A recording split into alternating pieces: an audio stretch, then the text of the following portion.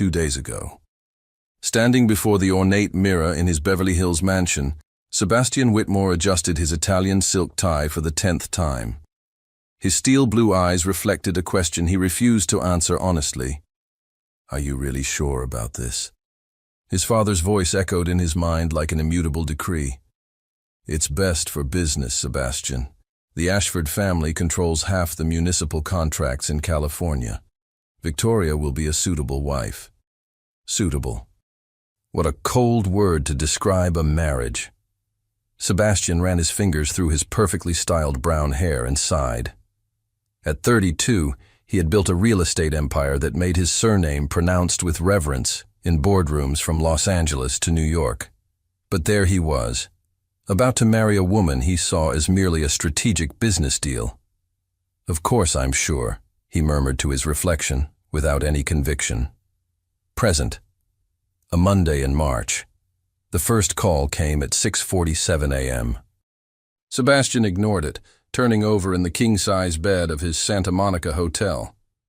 He was away from Beverly Hills on business meetings, closing a $40 million deal. The second call came 3 minutes later, and the third shortly after. When his cell phone rang for the 4th time, he answered sharply. "This better be the end of the world, Marcus." "Mr. Whitmore." His assistant's voice trembled in a way Sebastian had never heard. "You need to see the news. Now."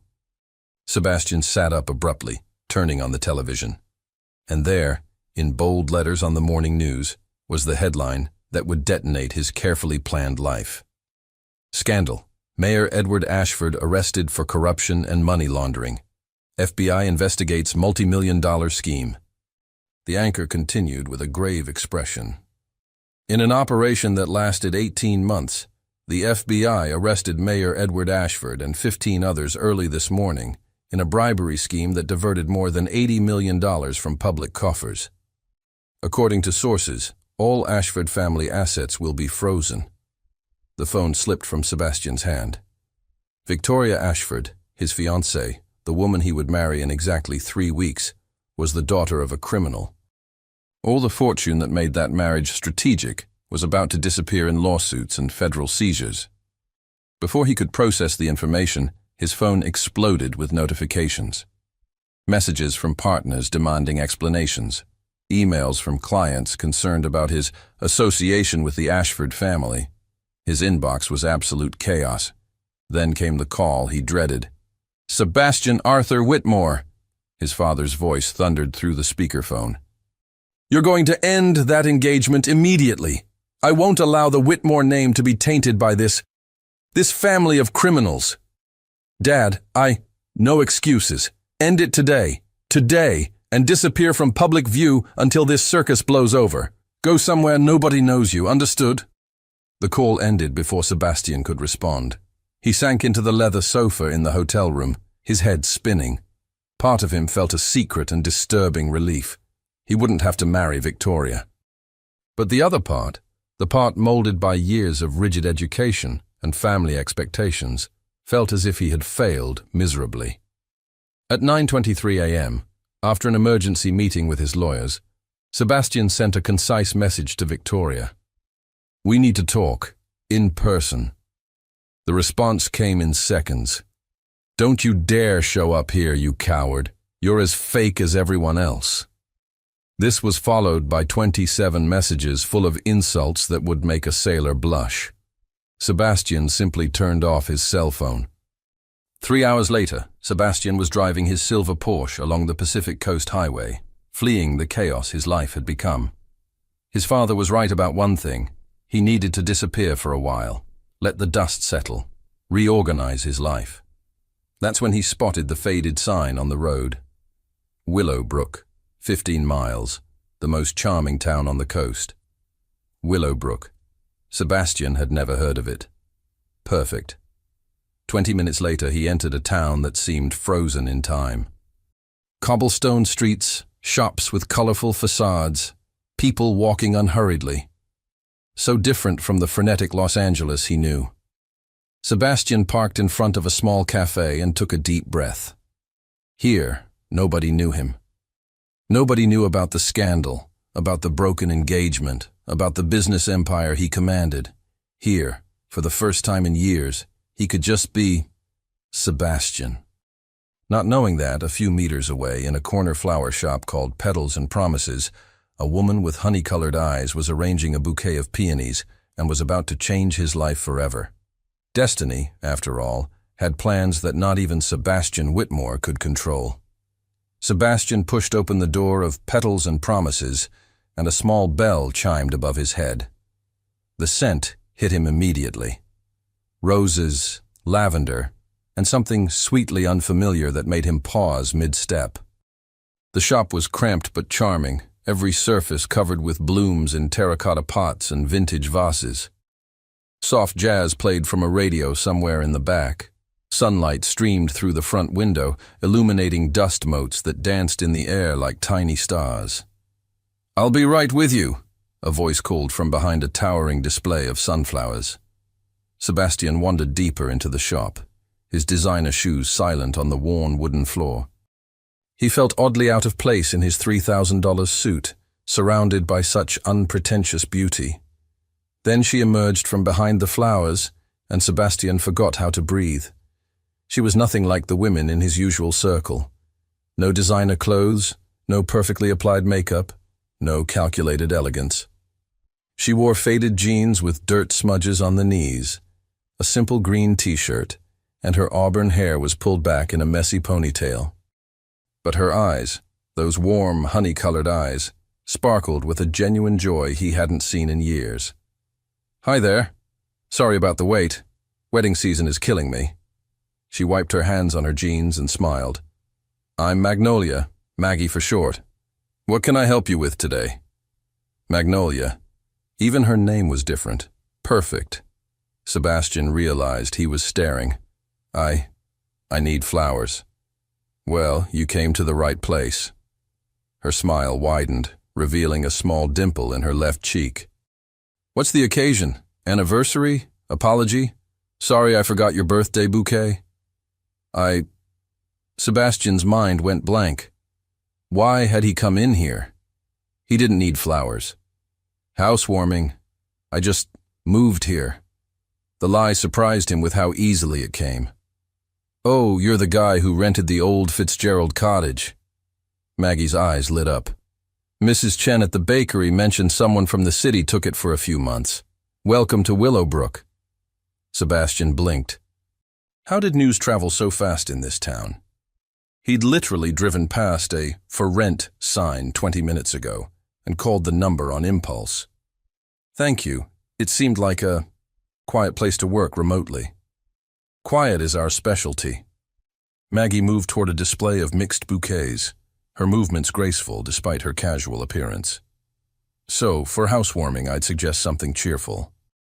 Daisies, maybe? Or if you want something more sophisticated, I have these gorgeous calla lilies that just came in." She pulled out a stunning arrangement of white calla lilies mixed with greenery, handling them with the care most people reserved for newborns. Sebastian watched her work, fascinated. "How did you end up running a flower shop? Is this the part where you make small talk to avoid admitting you have no idea what flowers you actually want?" Maggie teased, glancing up at him with those honey eyes. He felt his lips twitch into an almost smile. "Maybe. Honest. I like that." She set down the lilies and leaned against the counter. "My grandmother owned this shop for 40 years. She raised me after my parents died in a car accident when I was 8. When she got sick 3 years ago, I left my boring corporate job in San Diego to come take care of her in the shop. I'm sorry about your grandmother." "Thanks. She's still kicking, actually. Just retired to a senior community in Florida where she spends her days playing poker and scandalizing the staff." Maggie laughed, and the sound was like wind chimes. "But I stayed. Turns out I'm much better at making bouquets than making PowerPoint presentations." Sebastian found himself genuinely smiling for the first time in weeks. "I find that hard to believe. You seem very articulate." "Oh, I can articulate just fine. I just hated articulating about quarterly earnings and market penetration strategies." She made a face. "Soul-crushing stuff. This," she gestured around the shop, "this feeds my soul." Something tightened in Sebastian's chest. When was the last time he'd done something that fed his soul instead of his bank account? So, mysterious housewarming guy who still hasn't told me his name, Maggie continued. What do you do for this remote work of yours? Sebastian hesitated. Real estate consulting. Not entirely a lie. He did consult. He also owned the company. Exciting, houses and numbers. But her tone was playful, not judgmental. Let me guess, you're running away from something. His head snapped up. What? People don't just stumble into Willowbrook for quiet work time. Maggie tilted her head, studying him. They come here to hide, to heal, or to find something they lost. Which one are you? Sebastian stared at this flower shop girl who somehow saw through him in 5 minutes when people he'd known for years never had. Maybe all three, he admitted quietly. Maggie's expression softened. Then you came to the right place. Willowbrook is good for lost souls. She turned back to her flowers. I'm going to make you something special. Not for your cottage, for you. On the house. Welcome to town. You don't have to. I want to. She was already pulling stems from various buckets, her hands moving with practiced confidence. Consider it a Willowbrook tradition. We take care of our newcomers, even the mysterious ones in fancy suits who forget to take off their Rolex before pretending to be regular remote workers. Sebastian glanced down at his watch and felt heat creep up his neck. Busted. As Maggie worked, she hummed along to the jazz music, completely unself-conscious. Sebastian found himself relaxing against the counter, watching her create something beautiful from individual stems and sprigs. 10 minutes later, she presented him with a stunning arrangement. Wild flowers mixed with roses, lavender, and something delicate and white he couldn't name. There, chaos and beauty together, just like life. She wrapped it in brown paper tied with twine. The white ones are freesias.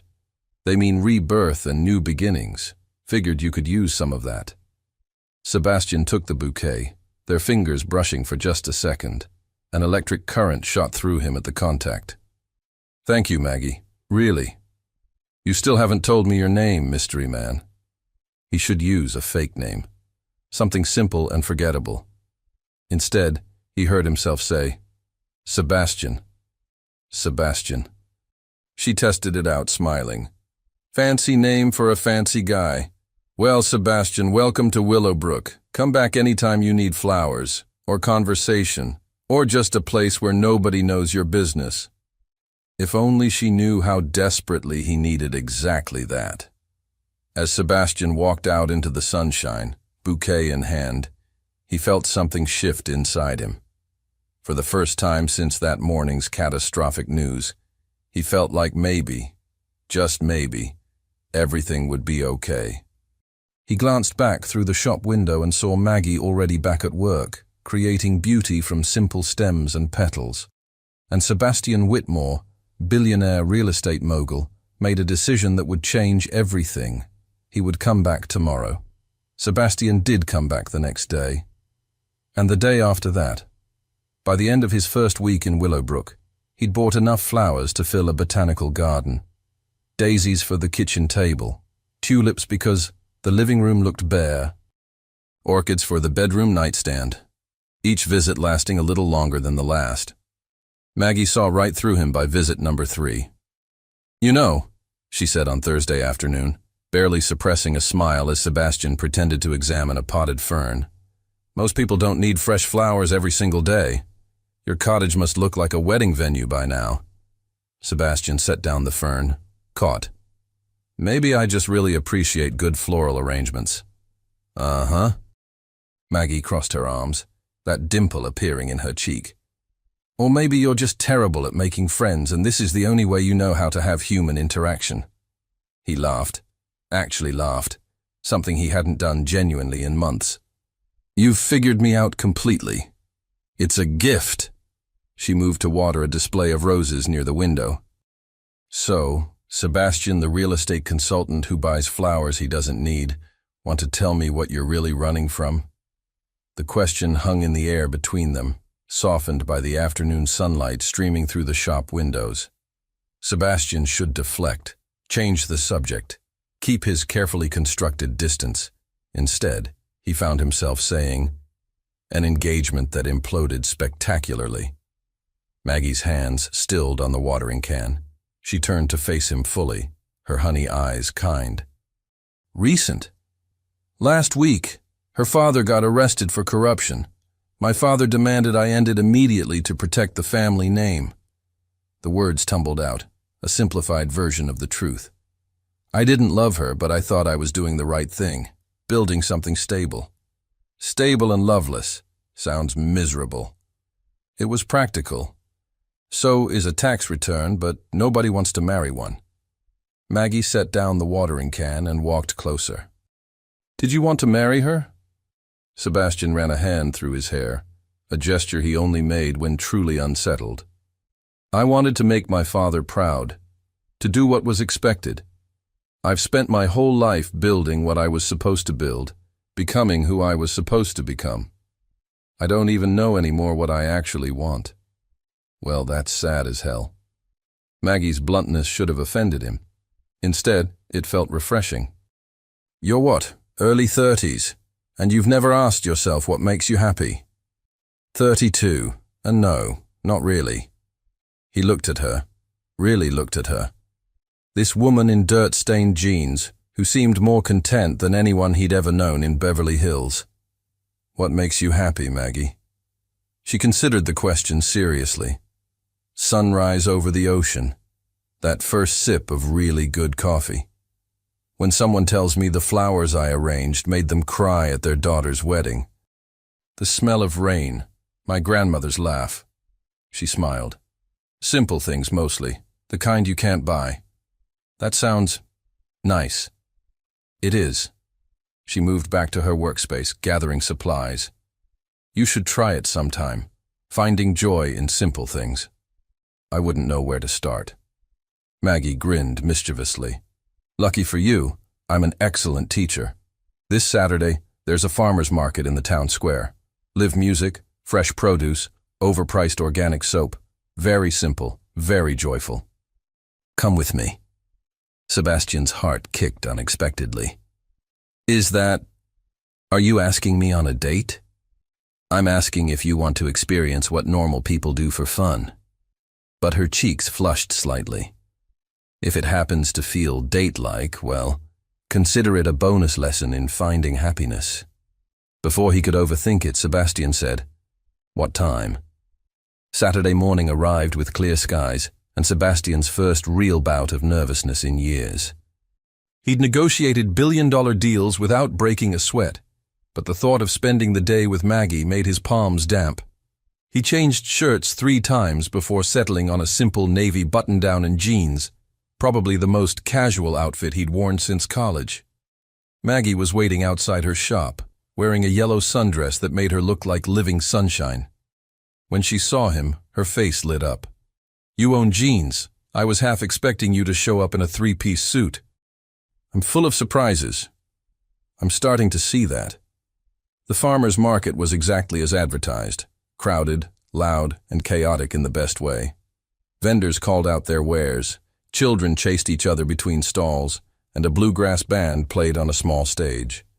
Maggie navigated it all with ease, pulling Sebastian from booth to booth. She introduced him to Mrs. Patterson, who made artisanal honey. "Try the lavender one, it'll change your life." To young Tommy, whose family grew the best strawberries in the county. To gruff Mr. Henderson, who claimed his tomatoes had magical properties. "They don't," Maggie whispered to Sebastian. "But he believes it so hard that you almost want to believe too." Sebastian found himself relaxing, laughing at Maggie's commentary, sampling foods he'd never heard of, meeting people who knew nothing about quarterly reports or stock portfolios. "See that woman over there?" Maggie pointed subtly to an elderly lady manning a jewelry booth. "That's Dorothy Crane. Sweetest person alive, unless you insult her cat. Then she'll verbally destroy you." "Good to know." "And that guy selling the wooden furniture?" "That's Jake Morrison. He's been in love with Sarah Chen from the bakery for 3 years, but is too shy to ask her out." It's tragic and adorable. Sebastian looked down at her, charmed. You know everyone's stories. Small town. Everyone knows everything. She paused, meeting his eyes. Well, almost everything. You're still a mystery, Sebastian, and I get the feeling you want to keep it that way. He should agree, should maintain his anonymity. Instead, he heard himself say, "What if I told you I'm not really a consultant? That I actually own a real estate development company worth close to $500 million?" Maggie stopped walking. Around them, the market continued its cheerful chaos. But in their little bubble, everything went quiet. I'd say that explains the Rolex and the designer shoes you keep trying to pass off as casual. She studied his face. I'd also ask why you felt the need to lie about it. Because for the first time in my adult life, someone looked at me and didn't see a bank account or a business opportunity. Sebastian's voice was raw with honesty. You saw just me, and I didn't want to lose that. Maggie's expression softened. Sebastian, I don't care if you're a billionaire or a barista. What I care about is whether you're genuine. She stepped closer.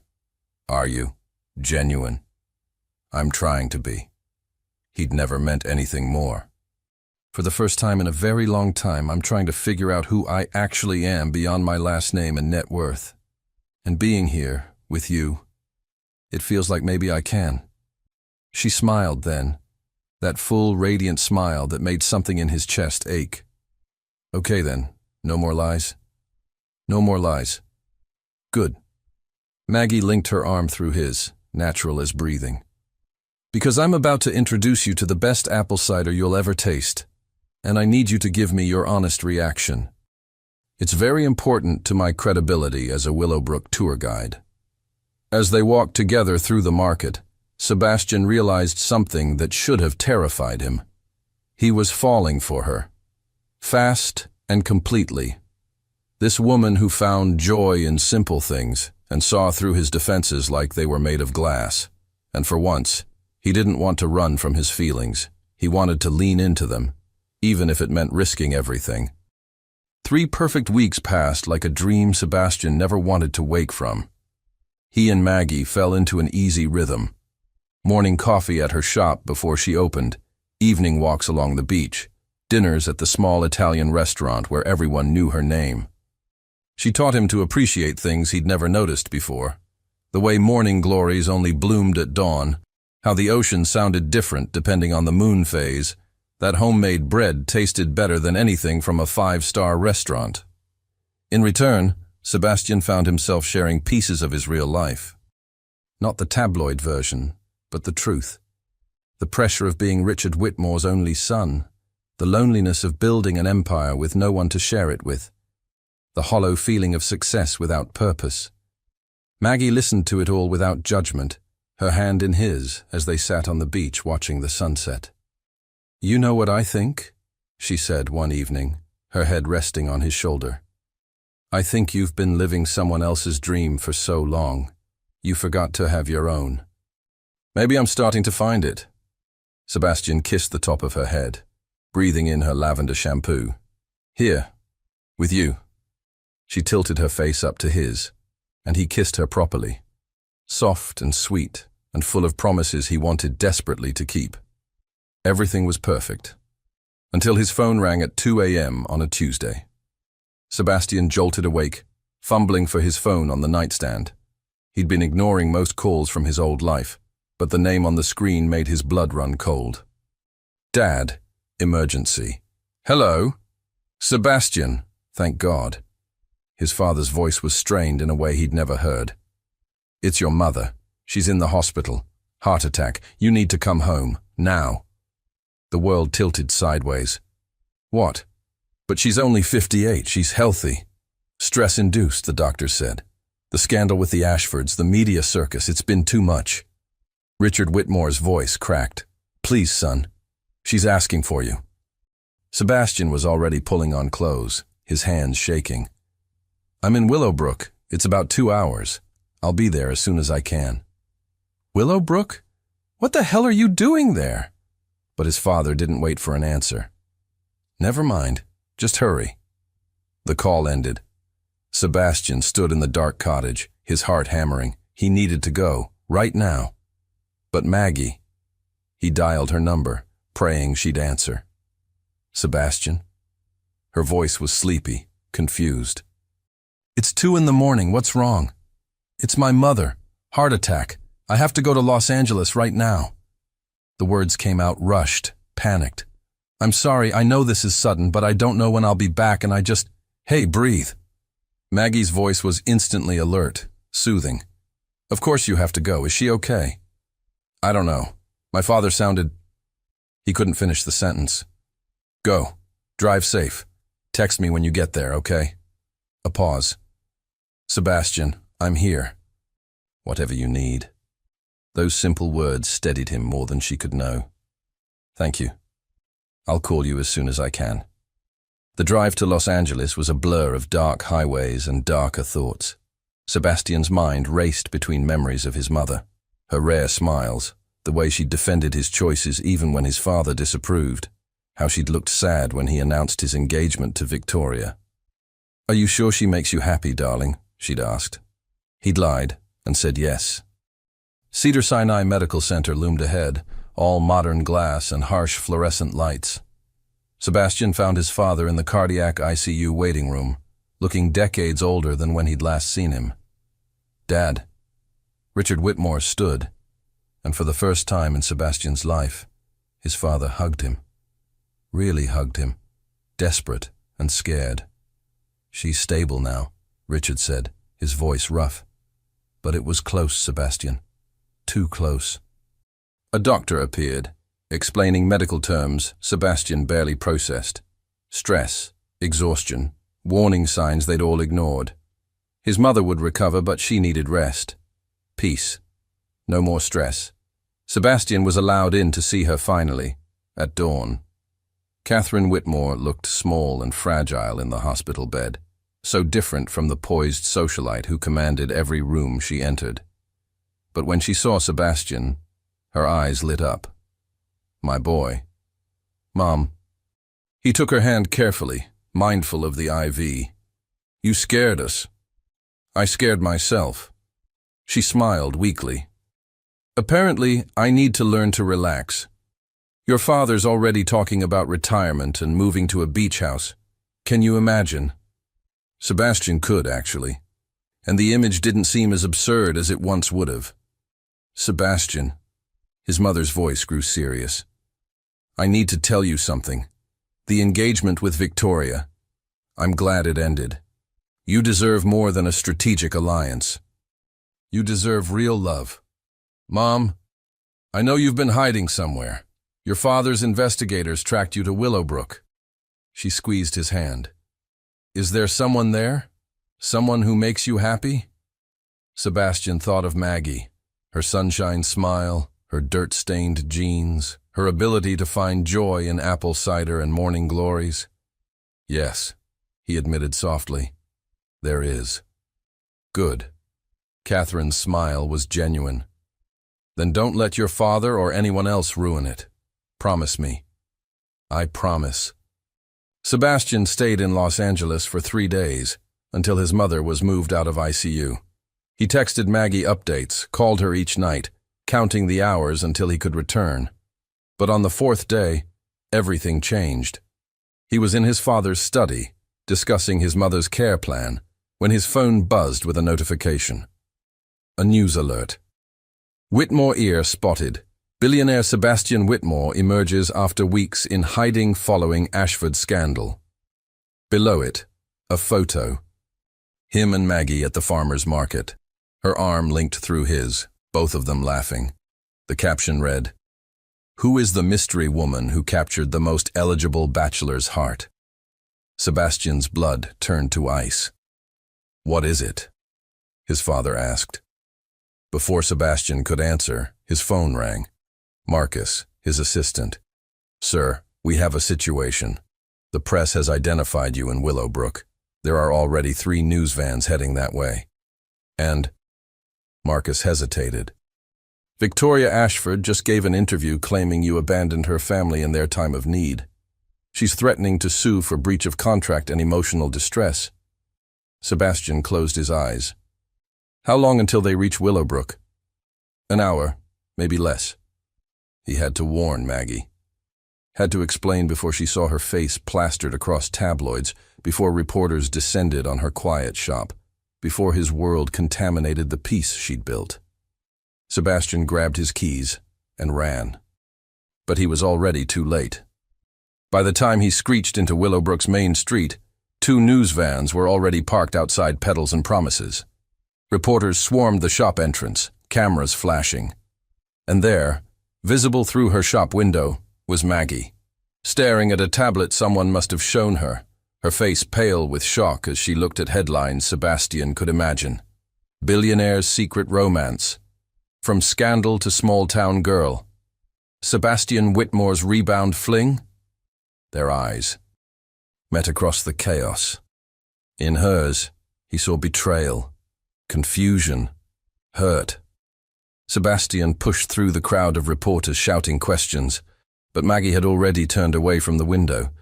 When he finally burst through her shop door, she was standing behind her counter like it was a shield, arms crossed, eyes bright with unshed tears. "Maggie, I can explain." "You're not just wealthy," she said quietly, her voice shaking. "You're Sebastian Whitmore, the Sebastian Whitmore. Billionaire. Tabloid fixture, recently engaged to some socialite I've seen on magazine covers." "That's over, I told you. You told me you owned a real estate company. You didn't tell me you're basically royalty in the business world. You didn't tell me that being seen with you would turn my life into a circus." She gestured at the reporters outside. "They've been here for an hour, Sebastian, asking about us, about my shop. Taking pictures of my grandmother's house. I'm so sorry. Did you mean any of it?" Maggie's voice cracked. "Or was I just a convenient distraction while you hid from your real life?" "No, God, no. Maggie, you're the most real thing that's happened to me in years. Then why does it feel like I don't actually know you at all?" Sebastian reached for her, but she stepped back. "I need you to leave," she whispered. "Please, just go back to your world and let me have mine back." "Maggie, go, Sebastian." And because he'd already hurt her enough, because the reporters outside were multiplying, because he didn't know how to fix what he'd broken, Sebastian went. Sebastian sat in his penthouse office overlooking downtown Los Angeles, staring at the city lights below. He'd been back for 2 weeks, and every day felt like walking through fog. His mother was recovering well. The media frenzy had died down to occasional gossip columns. Victoria's lawsuit had been dismissed after her own legal troubles mounted. On paper, everything was returning to normal, except nothing felt normal anymore. "Mr. Whitmore, the contractors are waiting in conference room B." Marcus stood in the doorway, tablet in hand. "And your father wants to discuss the Singapore project." Sebastian nodded without turning around. "Give me 5 minutes." When Marcus left, Sebastian pulled out his phone, something he'd done hundreds of times in the past 2 weeks. Maggie's number was still there. No messages, no calls. He'd tried texting her the day he left Willowbrook. "I'm sorry. For everything. You deserved honesty from the start." She'd never responded. He'd sent flowers to her shop with a note. "These could never be as beautiful as the ones you create." They were returned, unopened. The problem was, he understood. He'd brought chaos into her peaceful life, hadn't been fully honest about who he was, and when his 2 worlds collided, he'd let her face it alone. A knock interrupted his thoughts. His father entered without waiting for permission. "Sebastian, we need to talk. If this is about Singapore, it's about you moping around like a lovesick teenager." Richard sat in the leather chair across from Sebastian's desk. "You've been distracted for weeks, missing meetings, staring off into space. This isn't like you." Sebastian finally turned to face his father. "Maybe the me you knew isn't who I want to be anymore." Richard's eyebrows rose. "Excuse me?" "I spent 3 weeks in Willowbrook, Dad. 3 weeks where nobody cared about my portfolio or my last name, where I was just a person." Sebastian's voice grew stronger. I was happy there. Really happy. For the first time since I don't even remember when. Because of that girl, the florist. Her name is Maggie. And yes, because of her. But also because of the life she showed me was possible. Sebastian stood, pacing to the window. Did you know she left a corporate job because it made her miserable? She chose happiness over a paycheck. When's the last time we did that? Richard was quiet for a long moment. Your mother said something similar from her hospital bed. That maybe we've been chasing the wrong things. Sebastian turned, surprised. His father looked older suddenly, tired. I pushed you toward that engagement with Victoria. I pushed you to build an empire. I pushed you to be a certain kind of son.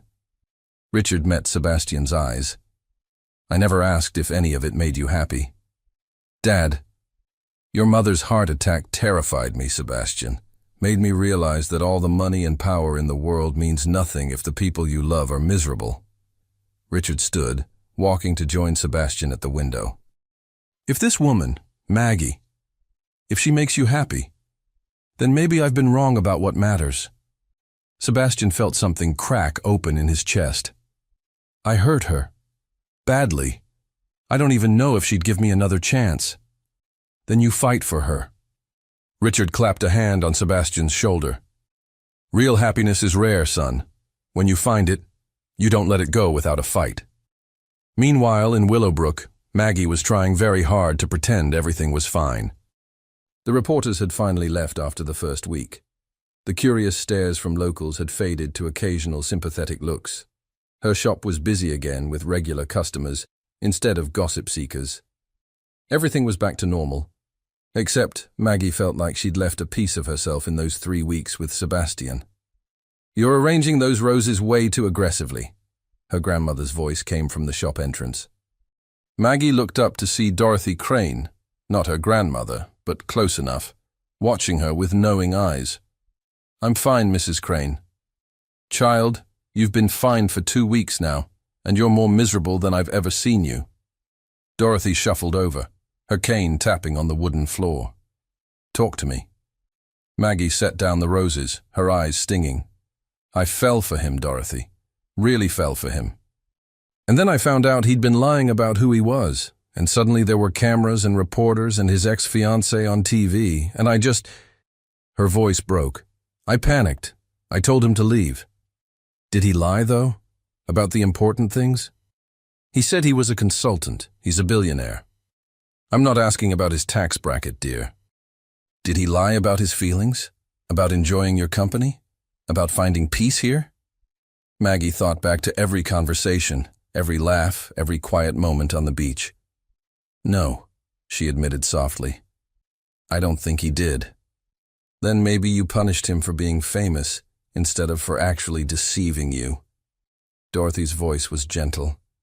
I've lived 83 years, Magnolia. And I've learned that real love doesn't come around often. When it does, it's messy and complicated and scary.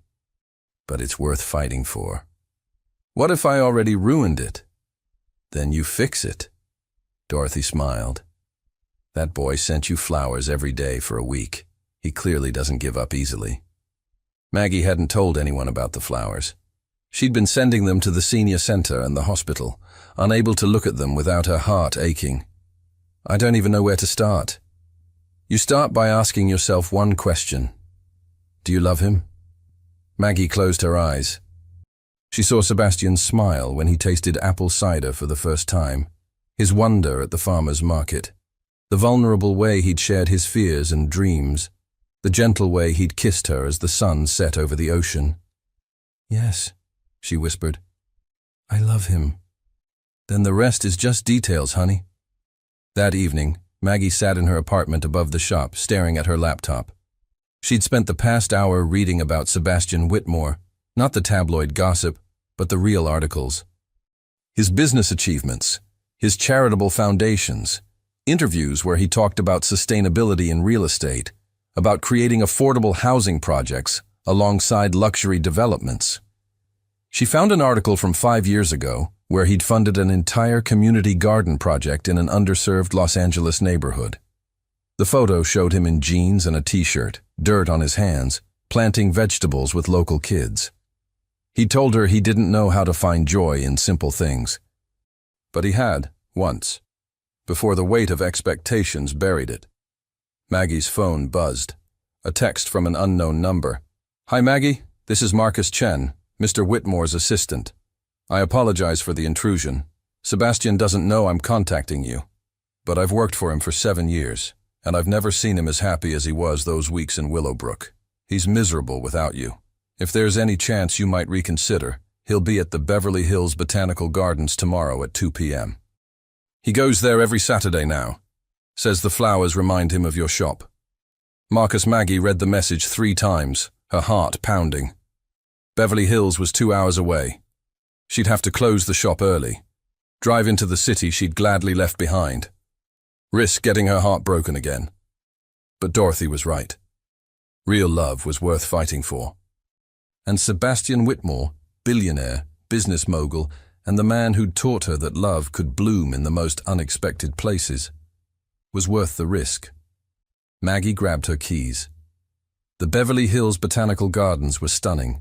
Manicured lawns, exotic flowers, perfectly trimmed hedges. Everything beautiful and controlled. Maggie felt wildly out of place in her simple sundress and sandals, surrounded by designer outfits and expensive jewelry. Then she saw him. Sebastian sat alone on a bench near the rose garden, wearing jeans and a gray t-shirt, looking more like the man she'd known in Willowbrook than the billionaire from the tabloids. He held a single daisy, turning it slowly in his fingers. Her breath caught. As if sensing her presence, Sebastian looked up. Their eyes met across the garden path. And in that moment, before either of them spoke, Maggie saw everything in his expression: love, hope, fear, regret. She saw the real Sebastian Whitmore. And she knew with absolute certainty that coming here was the right choice. Sebastian stood slowly, the daisy falling forgotten from his hand. "Maggie?" She walked toward him, her heart hammering, closing the distance between their two worlds. "We need to talk," she said softly. "Really talk. About everything." "Yes." Sebastian's voice was raw with emotion. "God, yes. Maggie, I'm so sorry." "I know. I am too." She reached for his hand. "But before we apologize anymore, I need you to answer one question honestly. Anything. Can we make this work? Really work? With your life in Los Angeles and mine in Willowbrook? With cameras and pressure and expectations?" Sebastian looked at her for a long moment, then said the most important words of his life. "I don't know, but I'm willing to try everything to find out. Because losing you was worse than any scandal, any business failure, any disappointment I've ever faced." He cupped her face gently. "You're worth fighting for, Maggie. We're worth fighting for." Maggie smiled through tears. "Then let's fight." And there, in a garden full of perfect flowers that couldn't compare to the messy, beautiful, real thing blooming between them, Sebastian kissed her. Their story was far from over. But for the first time, they were writing it together. The next 3 months were an exercise in compromise, chaos, and discovering that love was both harder and more rewarding than either of them had imagined. Sebastian split his time between Los Angeles and Willowbrook. 3 days in the city handling business, 4 days in the small coastal town with Maggie. He conducted video conferences from her tiny apartment above the shop, much to Marcus's initial horror and eventual amusement. "Sir, you're making million-dollar decisions with roses in the background," Marcus said during one call. "And somehow the deals still close," Sebastian replied, winking at Maggie as she arranged a bouquet nearby. But it wasn't all romantic comedy montages and sunset kisses. There were hard conversations, arguments, moments when their different worlds scraped against each other painfully, like the charity gala. "I don't own anything appropriate for this," Maggie said, staring at the elegant invitation. "Sebastian, this is the Pacific Arts Foundation Gala. There will be celebrities, actual celebrities, and you'll be the most beautiful person there." Sebastian pulled her close in her small living room. I want you by my side, Maggie. I want everyone in my life to meet the woman I love. She froze. You... What? Sebastian's eyes widened, realizing what he'd said. Then his expression softened. I love you. I should have said it weeks ago, but I was scared of pushing too hard, too fast. But it's true. I love you, Magnolia Turner. Maggie's eyes filled with tears. I love you too. So much it terrifies me. Then be terrified with me at a fancy party, he smiled hopefully. We'll make fun of the pretentious art. I'll sneak you champagne. We can leave early and get tacos. She laughed despite her nerves. You're ridiculous. Is that a yes? It's a yes. The night of the gala, Maggie stood in front of the mirror in a dress Sebastian had insisted on buying her. A flowing emerald gown that made her feel like a princess and an imposter simultaneously. You look stunning, Sebastian said, appearing behind her in a perfectly tailored tuxedo. I look like I'm playing dress-up. You look like yourself in a different outfit. He kissed her shoulder. That's all this is, Maggie. Same us, fancier clothes. But when they arrived at the gala, held at a mansion that made Sebastian's penthouse look modest, Maggie realized it wasn't the same at all.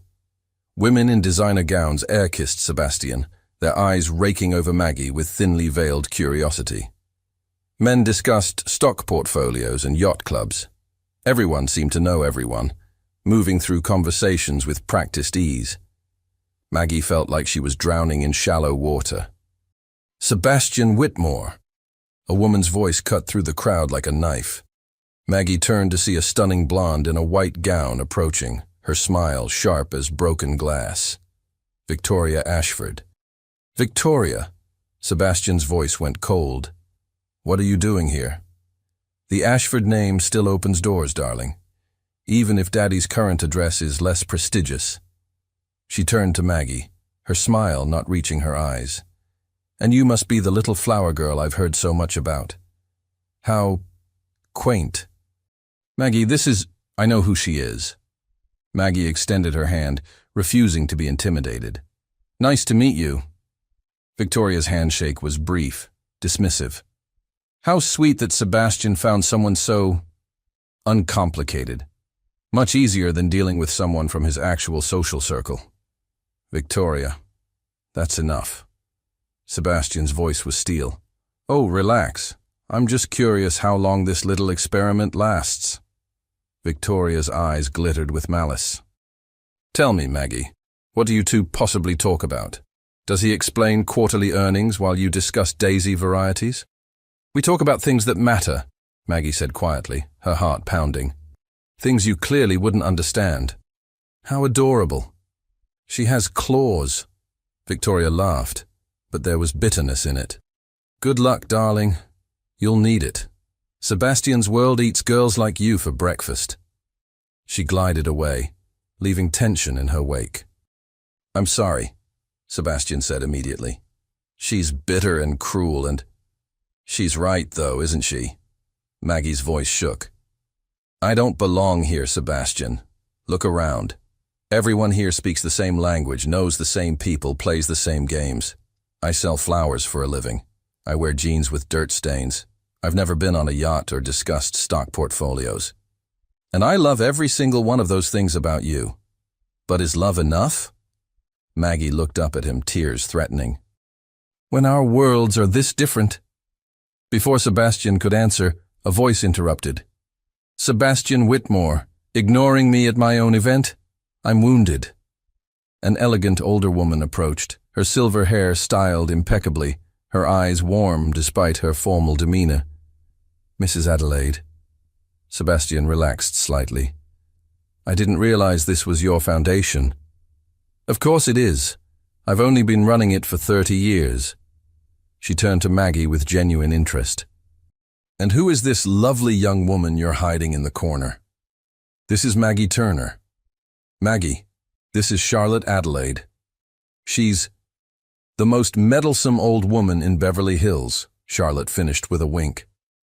I also happen to fund every significant arts program on the West Coast. Tell me, dear, what do you do? I own a flower shop. In Willowbrook.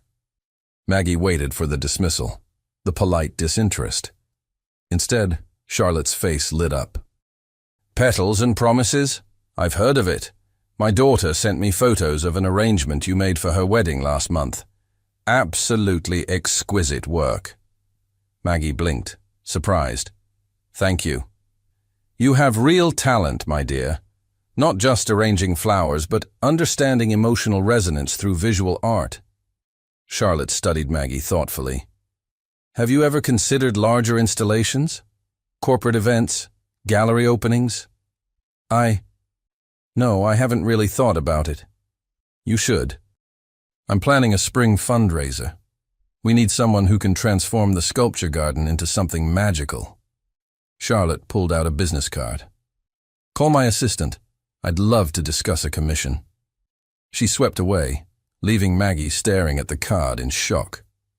Sebastian grinned. See? You do belong here. You just belong as yourself, not as someone trying to fit a mold. That was terrifying and exciting simultaneously. Welcome to my world. He pulled her onto the dance floor as a waltz began. Now, can we please dance before you spiral into more self-doubt? As they swayed together, Maggie spotted Victoria watching from across the room, her expression sour. She really hates me, Maggie murmured. She hates that I'm happy. There's a difference. Sebastian pulled her closer. Maggie, I know tonight was hard. I know my world can be overwhelming and pretentious and sometimes cruel. But you handled yourself with more grace than most people who've been in this circle their whole lives. I wanted to hide in the bathroom for an hour. And yet you didn't. You met Charlotte Adelaide, impressed her, and landed a major commission. He kissed her forehead. You're stronger than you think. What if I mess it up? The commission, I mean.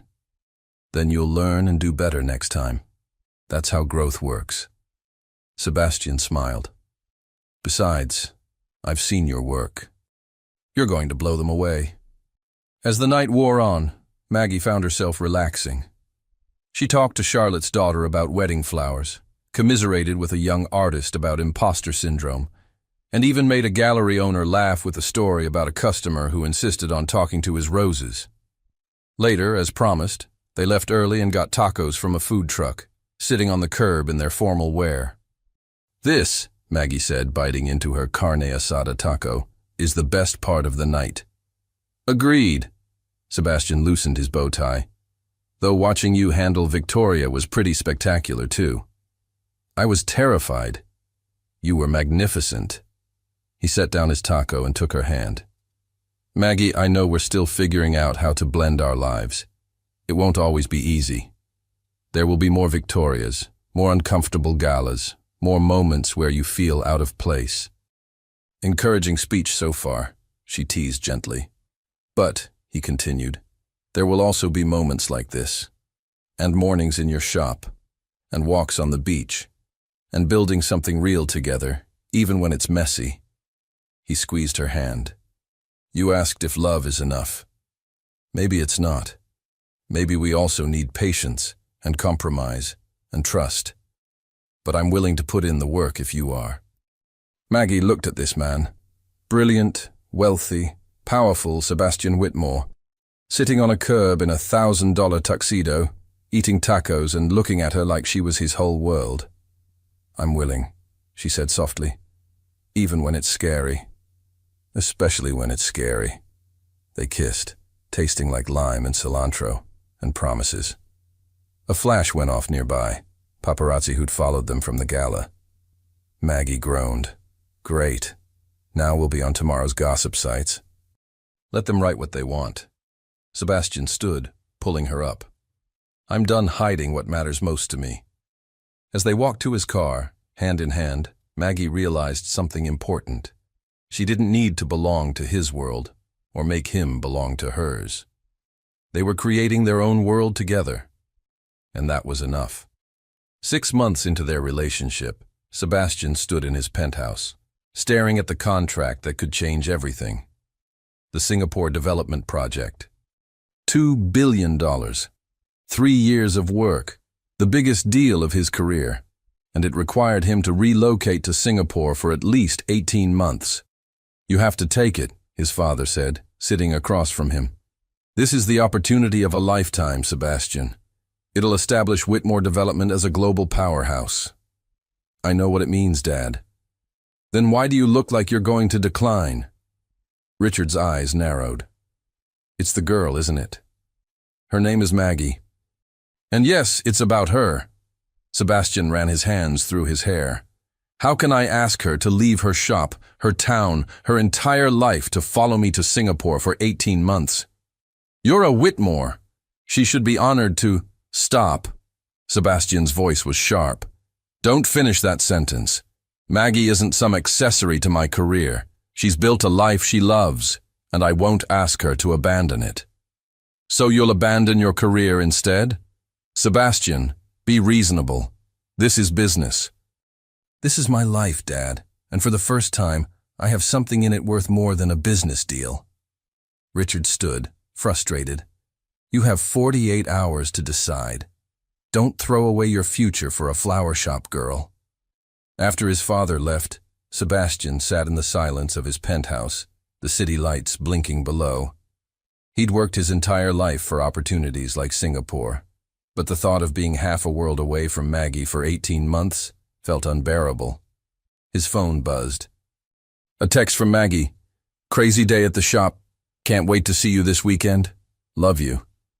Sebastian closed his eyes, his heart aching with the decision he had to make.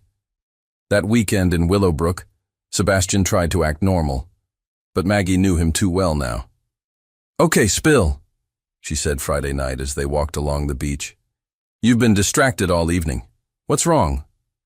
Sebastian stopped walking, the waves crashing behind them. "I got offered a project in Singapore." "That's wonderful. You've been working toward international expansion for years." Then she saw his expression.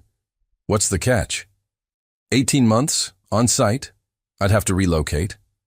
The word hung in the salt air between them. Maggie's smile faltered. "Oh, I haven't decided yet. I wanted to talk to you first." Sebastian took her hands. "Maggie, I would never expect you to come with you," she finished quietly. "To Singapore? For a year and a half? It would be asking too much. Your shop, your life, everything you've built is here." Maggie pulled her hands away, walking toward the water's edge. Sebastian followed, giving her space but staying close. "What do you want to do?" she finally asked. "If I wasn't in the picture, what would you choose?" "That's not a fair question. Answer it anyway." Sebastian hesitated. "I'd take it. It's the kind of opportunity that doesn't come twice." Maggie nodded, something breaking in her expression. "Then you should take it." "Maggie, I'm serious." She turned to face him, tears on her cheeks. "This is your dream, Sebastian. I won't be the person who holds you back from it." "You're not holding me back. You're the reason I want to stay. And that's exactly the problem." Maggie wrapped her arms around herself. "Eventually, you'll resent me for it. Maybe not now, maybe not in a year. But someday you'll wonder what your life could have been if you'd taken this chance." "That's not true." "It is true," her voice cracked. "And I'll resent myself too for being the reason you didn't reach your full potential. We'll poison what we have with what-ifs and regrets." Sebastian felt panic rising in his chest. "So what are you saying? That we should end this?" "I'm saying maybe we jumped into this without thinking about the reality." Maggie wiped her eyes. "You live in Los Angeles. I live in Willowbrook. You travel the world making billion-dollar deals. I arrange flowers for local weddings. We've been pretending those differences don't matter, but they do. They don't matter to me. They should." Maggie's voice rose with emotion. "Because one of us will always be sacrificing for the other. Either you give up opportunities like Singapore, or I close my shop and follow you around the world. Either way, someone loses. Or we find a compromise." "There is no compromise for 18 months in Singapore, Sebastian." She was crying openly now. "Long distance doesn't work for that long. We both know it doesn't." Sebastian reached for her, but she stepped back. I think, Maggie's voice broke. I think you should take the Singapore project. And I think we should take a break. A real one. No. The word came out harsh, desperate. Maggie, no, we can figure this out. How? Tell me how we make this work without one of us sacrificing everything they've built. Sebastian opened his mouth but couldn't find an answer that didn't involve one of them giving up their dreams. Exactly, Maggie whispered. You should go, Sebastian. Build your empire. Change the world. And I'll be here, doing what I love. Maybe that's how it's supposed to be. I don't accept that.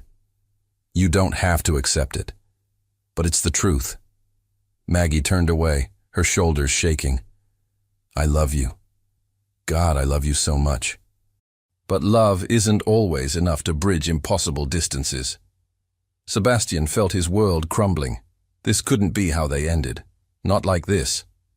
What if I don't take it? He said desperately. What if I tell them no? Then I'll know I destroyed your dreams, and that's worse. Maggie looked back at him, tears streaming down her face. Please, Sebastian, make this easier and just go. I can't lose you. You're not losing me. We're just acknowledging reality. She walked toward him one last time, rising on her toes to kiss him softly. Thank you for showing me what real love feels like, even if we can't make it work. Then she walked away, up the beach toward her shop, leaving Sebastian standing alone as the waves crashed and the sun set on everything they'd built together. 3 days later, Sebastian sat in his father's office, the Singapore contract unsigned in front of him. Well, Richard demanded. Have you made your decision? Sebastian stared at the papers. 18 months, $2 billion, the pinnacle of his career, and a world away from the only woman who'd ever made him feel truly alive. I need more time. You don't have more time. They need an answer today. Then tell them. Sebastian stopped mid-sentence as his phone rang. Marcus. Which was odd, since Marcus was standing right outside. Sir. Marcus's voice was strained when Sebastian answered. There's a situation. Victoria Ashford just posted something on social media. You need to see it. Sebastian pulled up his phone, and his blood ran cold. Victoria had posted a photo, one of the paparazzi shots from months ago, of him and Maggie at the farmer's market. But she'd added a caption. Remember when Sebastian Whitmore pretended to slum it with a small-town nobody? Guess the novelty wore off. Sources say he's heading to Singapore solo while she stays behind with her little flowers. Reality always wins. Upgrade needed. It had already been shared thousands of times. Sebastian's hands shook with rage. That vindictive! His phone rang again. This time, Charlotte Adelaide. Sebastian, dear, I just saw the most horrific post from that dreadful Ashford girl. Charlotte's voice was sharp with disapproval.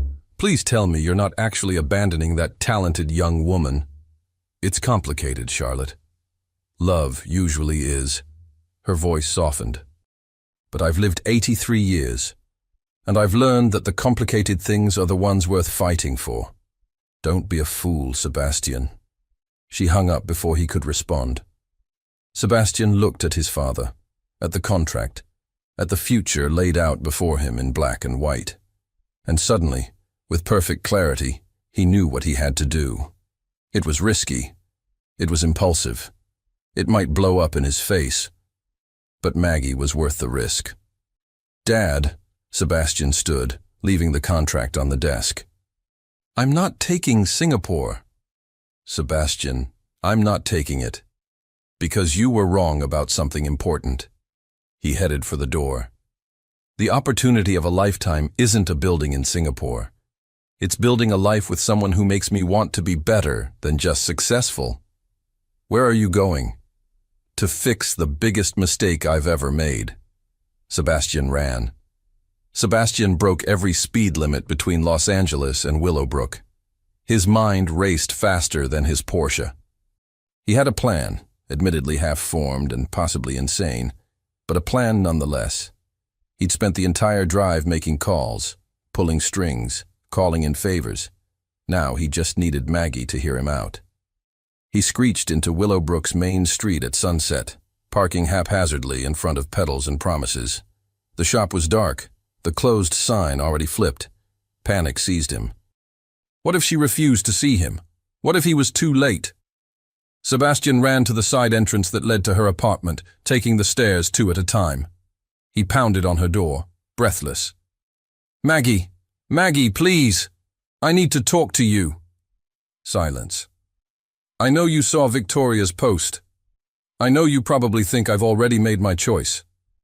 But you're wrong." He pressed his forehead against the door. "Please, just give me 5 minutes." The door opened so suddenly he nearly fell forward. Maggie stood there in sweatpants and an old t-shirt, her eyes red from crying. She looked exhausted and beautiful and completely done with his drama.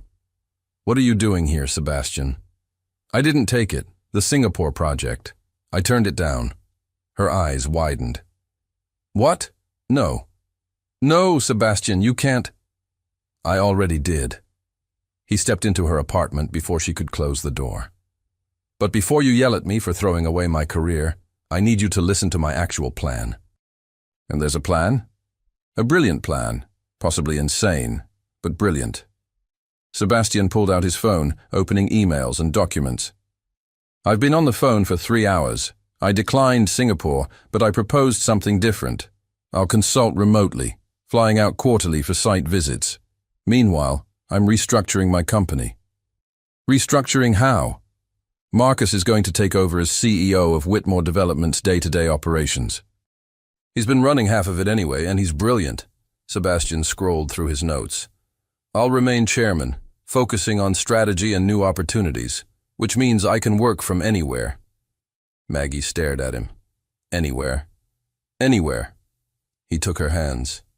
"Like Willowbrook. I already put an offer on a house here, the old Victorian on Maple Street, the one you said you always loved. We can renovate it together." "Sebastian, that's—" "Wait. There's more."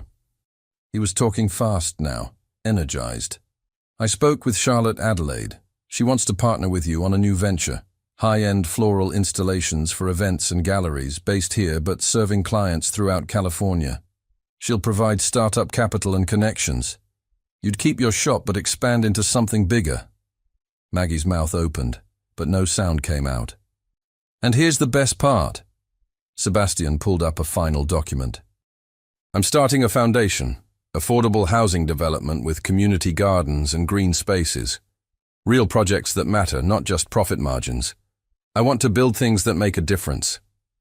He looked at her intently. "You taught me that success without purpose is empty. So I'm choosing purpose. With you. You restructured your entire life in 3 hours. I restructured my priorities. My life has been heading in the wrong direction for years. You showed me that." Sebastian cupped her face gently. "Maggie, I don't want Singapore. I don't want a billion-dollar project that takes me away from what matters. I want morning coffee in your shop. I want walks on the beach. I want to build a life with you right here."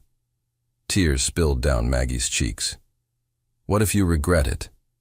"The only thing I'd regret is losing you because I was too stubborn to reimagine what success looks like." He wiped her tears with his thumbs.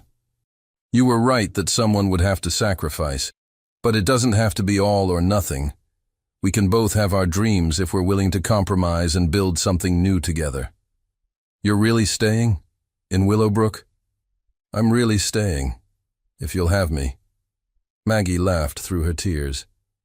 "You bought a house before asking if I'd take you back." "I was feeling optimistic." Sebastian smiled hopefully. "So, will you? Take me back?" Instead of answering, Maggie grabbed his shirt and pulled him into a kiss, deep and desperate and full of every emotion they'd both been holding back. When they finally broke apart, both breathless, Maggie whispered, "I love you, and yes, yes to all of it." Sebastian kissed her again, lifting her off her feet, spinning her around her small apartment as she laughed. "There's one more thing," he said, setting her down. "I need to ask you something important." He dropped to one knee right there in her cramped living room, pulling out a small velvet box. Maggie gasped. "Sebastian, I know this is fast. I know we've only been together 8 months. I know we still have so much to figure out." He opened the box, revealing a ring, not a massive diamond, but a delicate gold band with a cluster of small stones in honey gold and rose colors. "But I've never been more certain of anything in my life.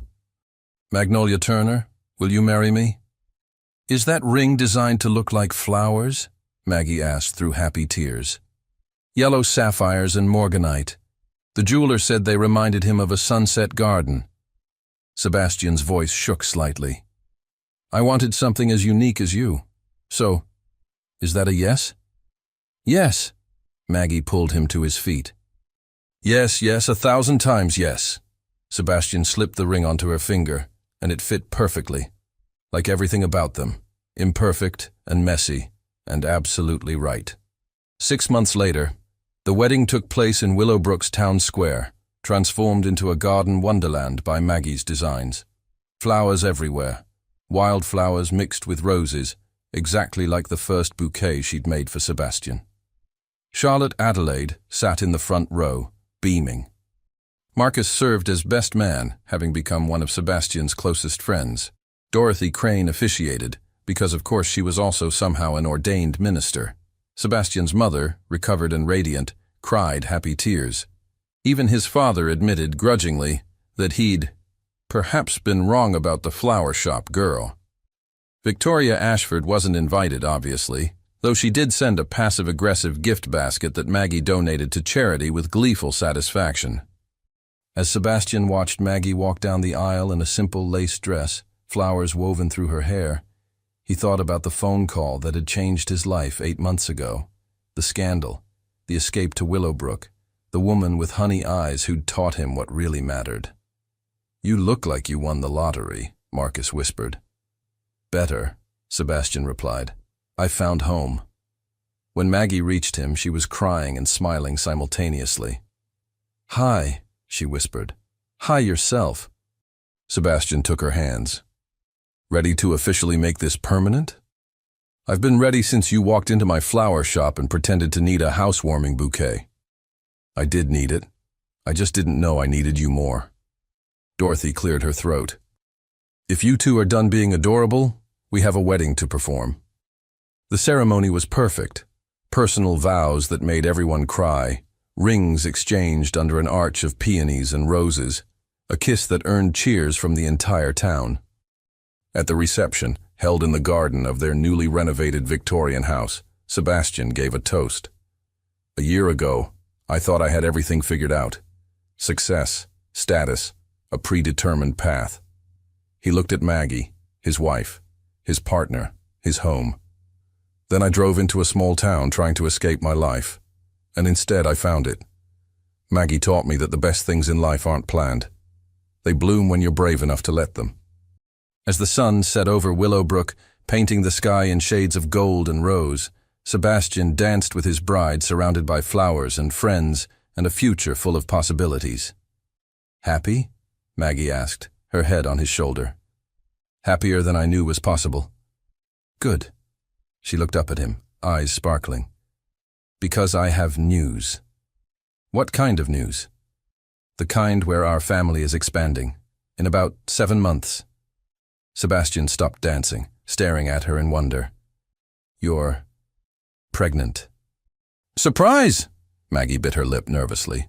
"I know we just got married and we're still settling the business and—" Sebastian kissed her, silencing her worries, joy overwhelming him.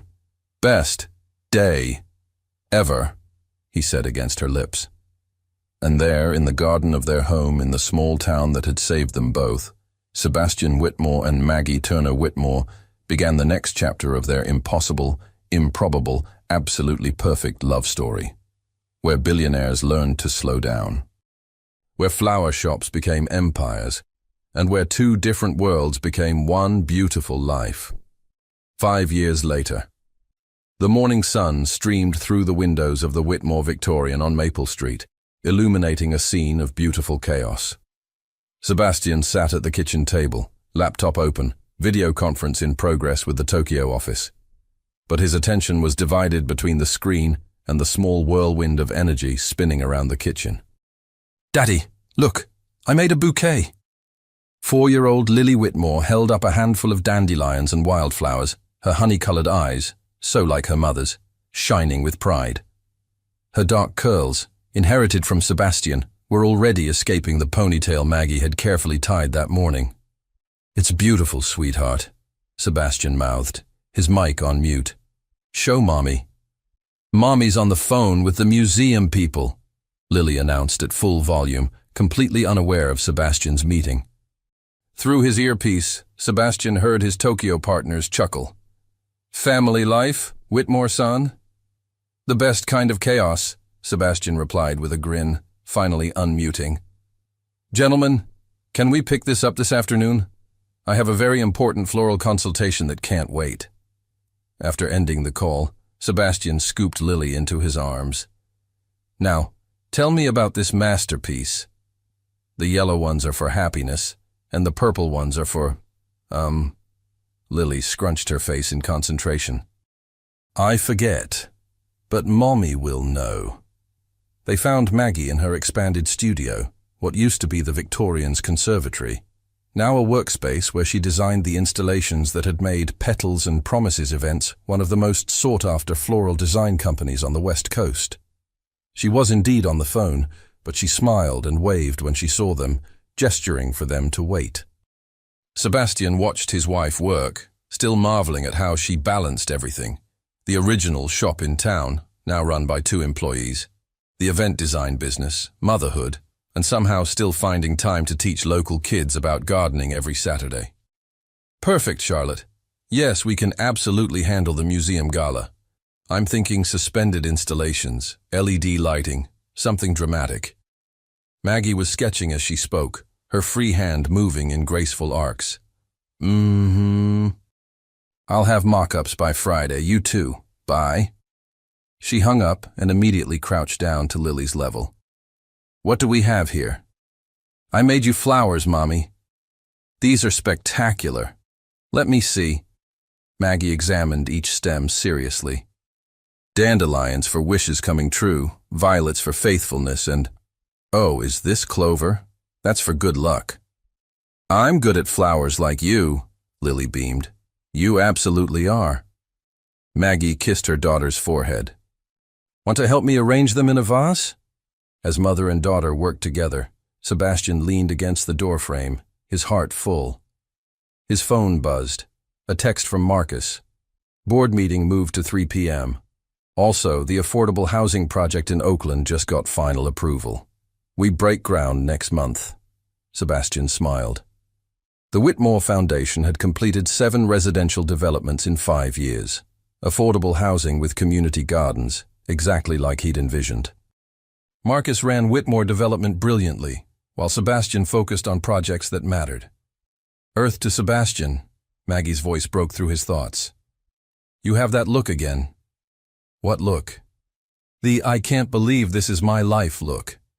She walked over, sliding her arms around his waist. "You get it at least once a day." "Because at least once a day. I remember I almost lost all of this." He pulled her closer. "Almost chose a project in Singapore over you." "But you didn't." Maggie rose on her toes to kiss him.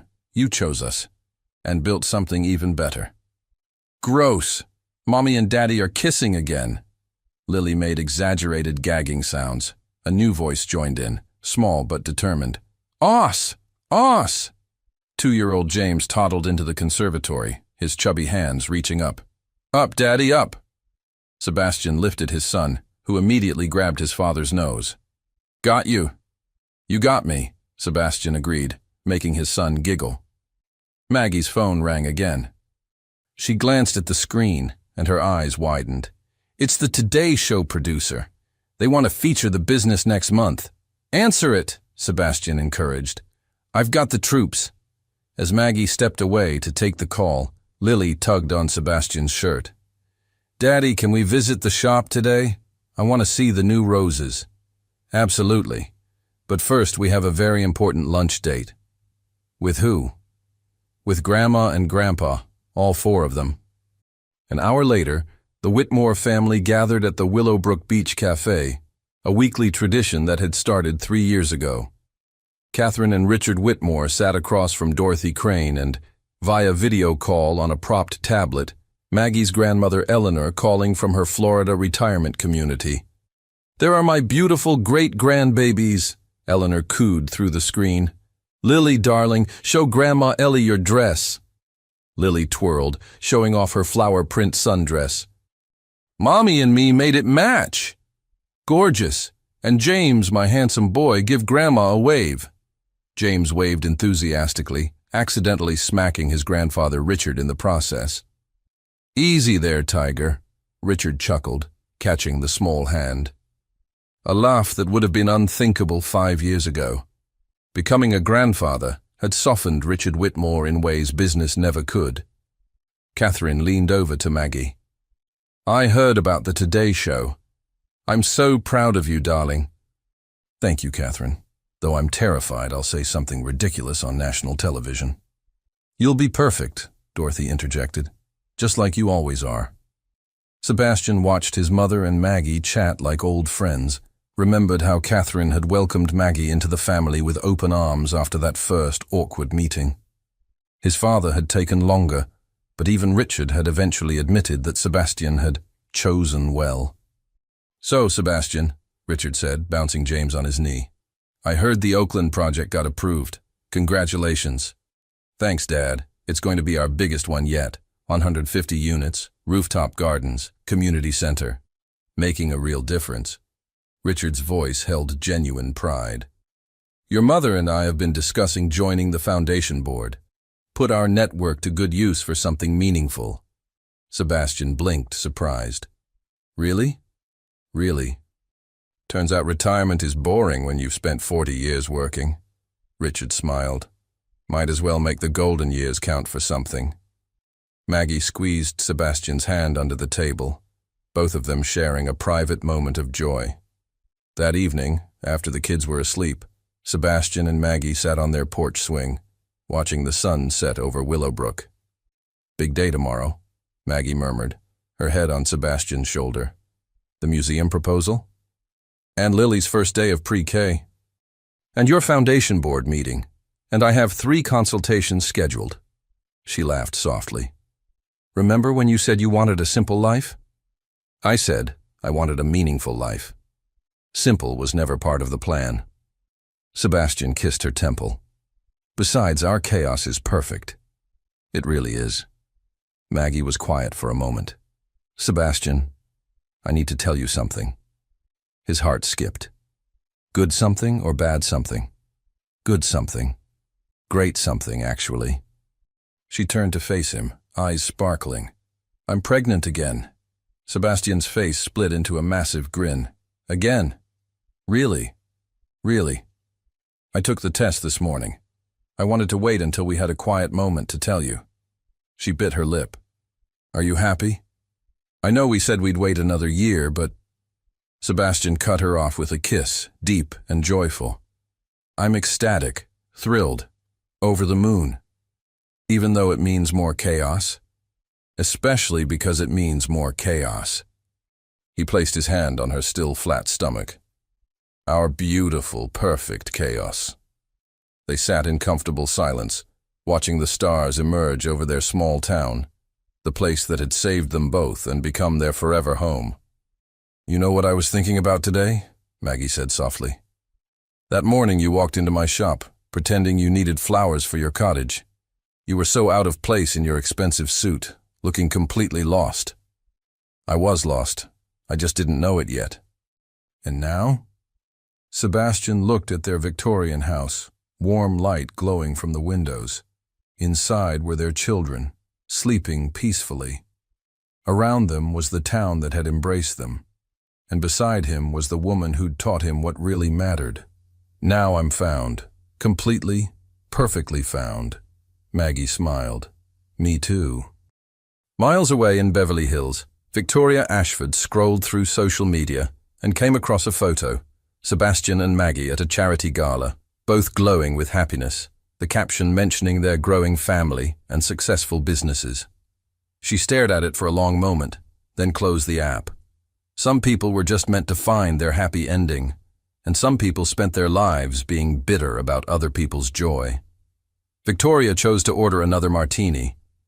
Back in Willowbrook, as the moon rose over the ocean, Sebastian and Maggie headed inside, hand in hand. Tomorrow would bring new challenges, new adventures, new chaos. Maggie would design flowers that made people weep with joy. Sebastian would build homes that gave families hope. Together, they'd raise their children, support their community, and continue building the life they'd chosen. A life that started with a chance meeting in a flower shop. A life that proved love could bloom in the most unexpected places. A life that was messy, complicated, beautiful, and absolutely perfect. Because in the end, the best love stories aren't about finding someone who fits into your world. They're about finding someone worth creating a new world with. And Sebastian and Maggie had created something extraordinary. The end.